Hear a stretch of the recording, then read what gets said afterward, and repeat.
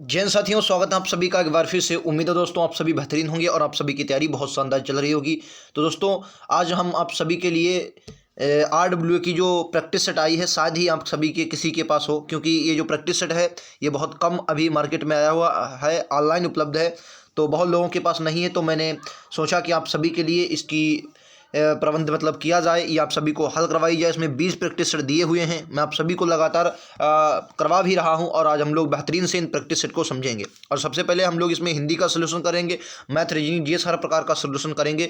20 practice set हैं और bilingual हैं, तो आपका सभी के लिए बहुत इंपॉर्टेंट है। ठीक है, तो दोस्तों वीडियो को पूरा देखें और अपना स्कोर भी हमें लास्ट में बताएं कि 20 में से आपका क्या स्कोर रहा। ठीक है, स्कोर जरूर आपको लास्ट में बताना है। तो चलिए बिना देरी के शुरुआत करते हैं आज के पहले क्वेश्चन से। पहला क्वेश्चन आप सभी की स्क्रीन पर ये रहेगा, राइट आंसर क्या होगा आप सभी को बताना है। थोड़ा दोस्तों पीडीएफ को साफ करने में इधर उधर हो गया है, उसके लिए माफी चाहेंगे। हिंदी में पहला क्वेश्चन आपसे कहा गया कि अनाथ का विलोम आप सभी को बताना है क्या होगा। अनाथ, देखो निर्धन, निर्धन का अगर मैं विलोम बताऊं तो धनी हो जाएगा। निर्धन का विलोम क्या होगा? धनी। अज्ञात का दोस्तों क्या हो जाएगा? ज्ञात हो जाएगा। ठीक है, और अनाथ का क्या हो जाएगा? सनाथ हो जाएगा। क्लियर है? ऑप्शन नंबर 20 क्वेश्चन का राइट आंसर हो जाएगा। पिछली बार एक आपके एग्जाम में स्थावर पूछा गया था, मैंने आपको कई बार बताया भी है। स्थावर का विलोम क्या हो जाएगा? तो आप क्या बोलेंगे? स्थावर का सर जंगम हो जाएगा। पिछली बार एक ऋजु भी पूछा गया था, तो ऋजु को अगर पूछा तो क्या बोलेंगे दोस्तों? ये वक्र होता है ऋजु का। ठीक है, ये आपको एग्जाम में क्वेश्चन याद रखने हैं। आइए अगले क्वेश्चन पर चलते हैं। ये देखिए, अनेक शब्दों के लिए एक शब्द है आपको कह जिसके आर पार देखा जा सके। दूरदर्शी, पारदर्शी, पारभासी, अपारदर्शी। ठीक है, तो दूरदर्शी क्या होता है? जो दोस्तों दूर की देखे, दूरदर्शी जो दूर की देख सके तो उसे दूरदर्शी बोलेंगे, दूर की देख सकता हो। ठीक है, और अपारदर्शी क्या हो? जिसके पार दोस्तों, जिसके पार ना देखा जा सके, ना देखा जा सके, ना देखा जा सके, उसे क्या बोलेंगे? अपारदर्शी। और जिसके पार देखा जा सके उसे दोस्तों पारदर्शी बोलेंगे। ठीक है, आपने साइंस पढ़ी होगी, उसमें देखते हैं अर्धपारगम्य झिल्ली वगैरह, तो उसमें क्या होता है?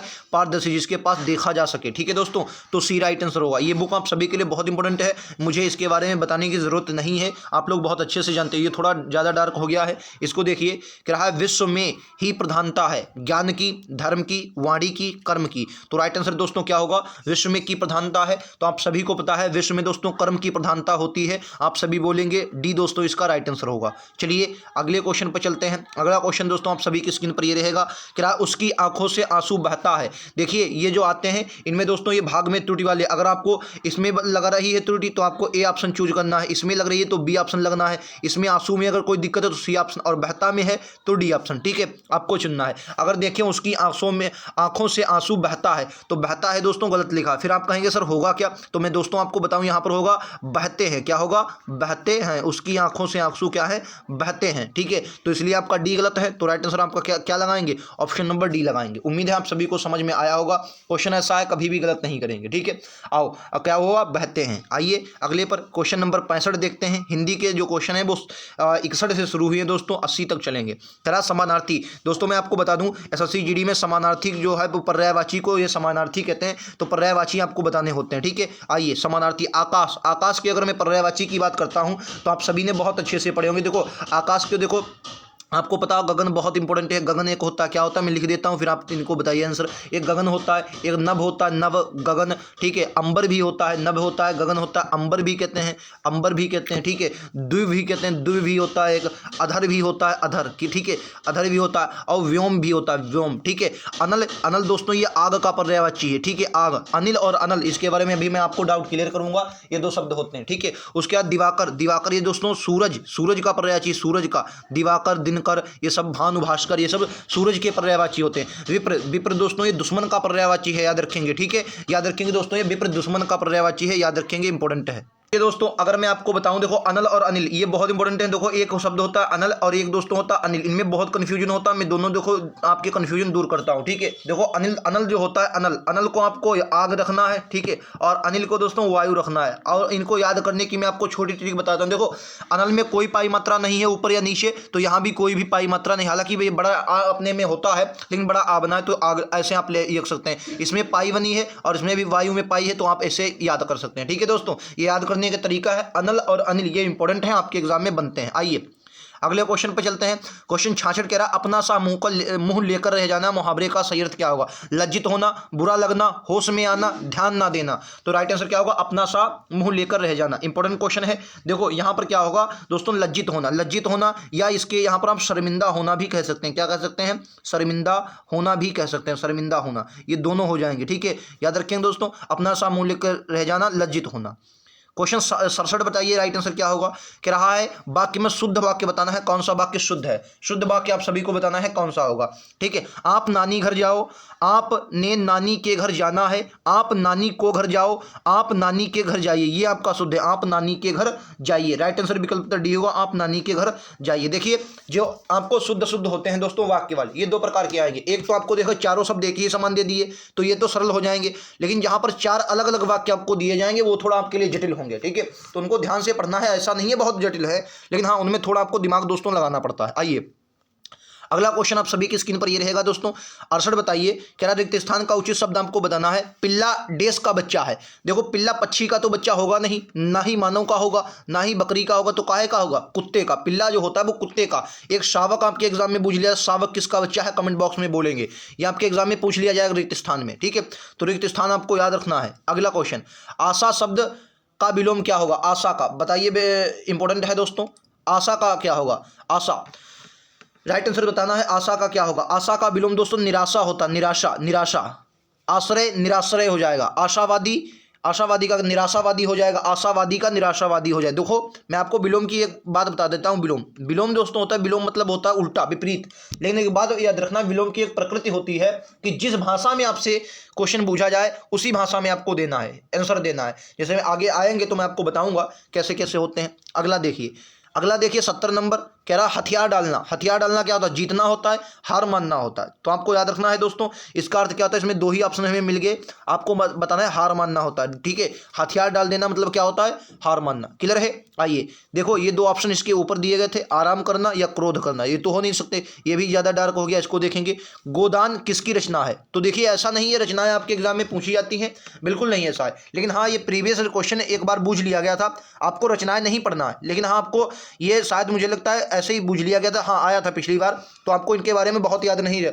गोदान किसकी रचना है? तो आप सभी को ये तो पता होगा, प्रेमचंद्र की। और जो ये क्वेश्चन पूछा गया था मैं आपको बता दूं, इसमें क्वेश्चन बुक में दिया गया, ये क्वेश्चन जो प्रीवियस में आया था तो उसमें ऐसे लिखा था गोदान, गोदान, फिर लिखा था ब्राइक, मतलब ये रिक्त स्थान की रचना है, गोदान देश की रचना है। ठीक है, तो ये रिक्त स्थान में उन्होंने पूछा था, बल्कि रचनाएं आपके एग्जाम में नहीं आती हैं, आपको ये बात याद रखनी है। आइए अगले क्वेश्चन पर चलते हैं। क्वेश्चन नंबर 72 बताइए, सही वर्तनी बताइए। ये इंपॉर्टेंट क्वेश्चन है, सही वर्तनी बताइए। एक मैंने सही वर्तनी आपको बताई थी, अनाधिकार बताना है ये शुद्ध है या सही है, मतलब अशुद्ध है बताना है। ये अनाधिकार बताना है ये शुद्ध है या अशुद्ध है। ठीक है, एक अधीन होता है, एक अधीन होता है, ये बताना है आपको क्या होता है। इन दोनों में को बताना है कौन सी सही है। बल्कि मैं मनुष्यता वाली आपको बताऊं, अगर मनुष्यता वाली मैं आपको बताऊं तो मनुष्यता वाली जो राइट आंसर, देखो मनुष्य, मनुष्य होता है तो मनुष्य कैसे लिखा जाएगा? तो आप सभी को पता होगा राइट आंसर सी होगा मनुष्य, बाकी सब गलत हैं। ठीक है, अच्छा देखो अनधिकार कोई शब्द नहीं, तो एक शब्द होता है अधिकार। एक शब्द आपने सुना होगा अधिकार, एक शब्द सुना है अधिकार, बिल्कुल आपने सुना होगा अधिकार शब्द होता है। ठीक है, अधिकार, अधिकार में उपसर्ग जुड़ जाता है अन, जब अन उपसर्ग जुड़ जाएगा तो आ, और ना के साथ ही आ मिलेगा तो ना पूरा हो जाएगा, अधिकार ऐसे ही लिखेंगे। ठीक है, तो जो शुद्ध शब्द होता है उसे अनधिकार कहते हैं, अनधिकार। क्लियर है? हालांकि पढ़ा तो अनाधिकार ही जाएगा, लेकिन अनाधिकार नहीं होता, इसमें मात्रा नहीं लगती है।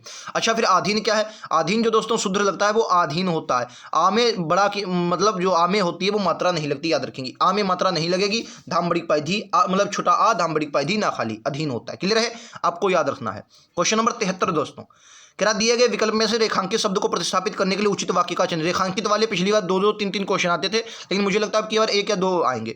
पृथ्वी का रूप गोल है, गोल है, पृथ्वी का रूप गोल है, तो आपको रूप की जगह पर क्या लिखना है? अब देखो ये मतलब ऐसे आपको भाषा वाले आपको पता होना चाहिए। अब पृथ्वी का जो रूप है गोल है, तो रूप की जगह पर आप क्या लिख सकते हैं? आप कहेंगे रूप की जगह पर आकार लिख सकते हैं। भाई पृथ्वी का आकार जो है गोल है, आकार क्या होगा? आकार क्या है? गोल है, लिख सकते हैं, ऑप्शन ए आएगा। पृथ्वी का आकार कैसा है? गोल है। ठीक है, समझ गए दोस्तों।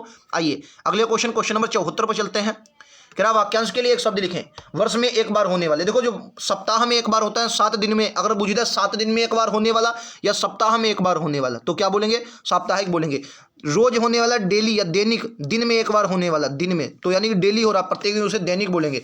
माह में एक बार होगा, माह में उसे मासिक बोलेंगे। वर्ष में एक बार होगा उसे वार्षिक बोलेंगे। याद रखें, कह रहा है वर्ष में एक बार होने वाला तो क्या बोलेंगे, वार्षिक। अच्छा पाक्षिक दोस्तों किसे बोलते हैं, पाक्षिक, ठीक है, पाक्षिक किसे बोलते हैं तो क्या बोलेंगे, 15 दिन में, 15 दिन में एक बार होने वाला, जो 15 दिन में एक बार होता है उसे पाक्षिक बोलेंगे। इंपॉर्टेंट है, याद रखेंगे, उसे पाक्षिक बोलेंगे जो 15 दिन में एक बार होगा। ठीक है, आइए अगले क्वेश्चन पर चलता हूं, ये लीजिए।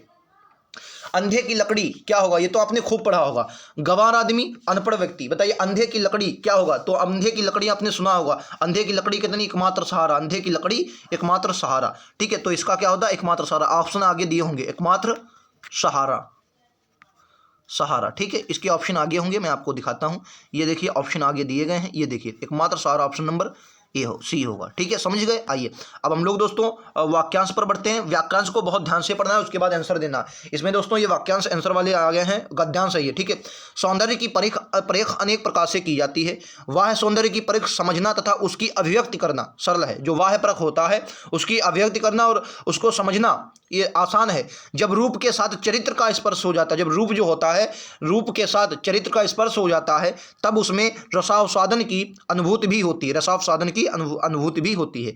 एक वस्तु सुंदर तथा मनोहर कही जा सकती है, परंतु सुंदर वस्तु केवल इंद्रियों को संतुष्ट करती है, जबकि मनोरम वस्तु चित्त को भी आनंदित करती है। ठीक है, बहुत बढ़िया गद्यांश है, आप इसको लाइफ में भी प्रयोग कर सकते हैं, आनंदित करती है। इस दृष्टि से कवि जयदेव का वसंत त्रिण सुंदर है, चित्रण सॉरी वसंत चित्रण सुंदर है, तथा कालिदास का प्रकृति वर्णन मनोहर है, क्योंकि उसमें चरित्र की प्रधानता है। सुंदर शब्द संकीर्ण है, जबकि मनोहर शब्द व्यापक एवं विस्तृत है। साहित्य में साधारण वस्तु भी विशेष प्रतीक होती है तथा उसे मनोहर कहते हैं। ठीक है, अब दोस्तों मैं आपको क्वेश्चन दिखाता हूं, आप मेरी अगर माने तो क्वेश्चन को एक बार पढ़ लें, फिर वीडियो को रोक लें और जाकर एक बार गद्यांश पढ़ें, फिर अपने आप आंसर दें। लेकिन मैं आपको डायरेक्ट बता चलू जाऊंगा, लेकिन मैं आपको एक तरीका बताऊं, इस प्रकार आप आंसर दें। जैसे अब मैंने ये क्वेश्चन लाया, आप रोक लें, आप क्वेश्चन को पढ़ लें, फिर गद्यांश पर जाएं और फिर गद्यांश को पढ़कर फिर आंसर दें, तो आपको ज़्यादा समझ में आएगा। ठीक है, कह रहा सौंदर्य की परख की जाती है। तो जो सौंदर्य की परख होगी दोस्तों वो कैसे की जाएगी, तो आप कहेंगे सौंदर्य की जो परख होती है वो इंद्रियों की संतुष्टि के आधार पर की जाती है, इंद्रियों की संतुष्टि के आधार पर की जाती है। इंद्रियों की संतुष्टि किस प्रकार होती है। ठीक है, आइए अगले पर देखते हैं।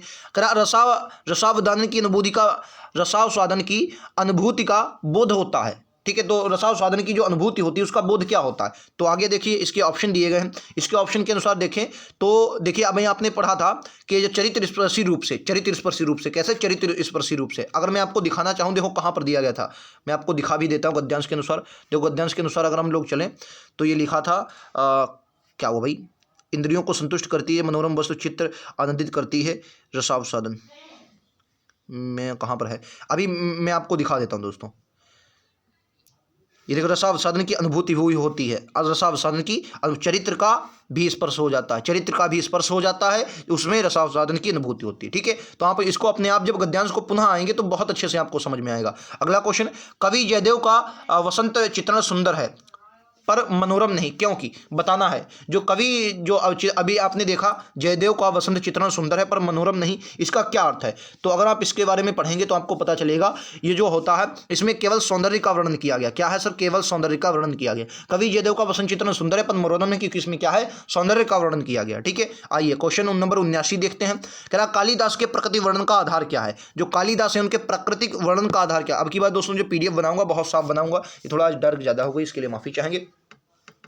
तो इसमें बताइए राइट आंसर क्या है, तो कालिदास की प्रकृति का वर्णन का जो आधार होता है वो दोस्तों, प्रकृति का जो वर्णन का आधार उनकी चरित्र प्रमुखता है। क्या है दोस्तों, उनकी चरित्र प्रमुखता है। राइट आंसर क्या होगा, बी होगा। आप गद्यांश को बहुत बेहतरीन से समझेंगे तो और अच्छे से आप समझ पाएंगे। ठीक है, ये रहा आज का अंत क्वेश्चन। क्या ऊपर से दिए गए गद्यांश का उपयुक्त शीर्षक है, ऊपर दिए गए गद्यांश का उपयुक्त शीर्षक क्या हो सकता है, बताइए। राइट आंसर क्या होगा, सुंदरता बनाम मोहरता। क्या होगा, सुंदरता बनाम मनोहरता। ठीक है, ये दोस्तों आज के थे 20 क्वेश्चन।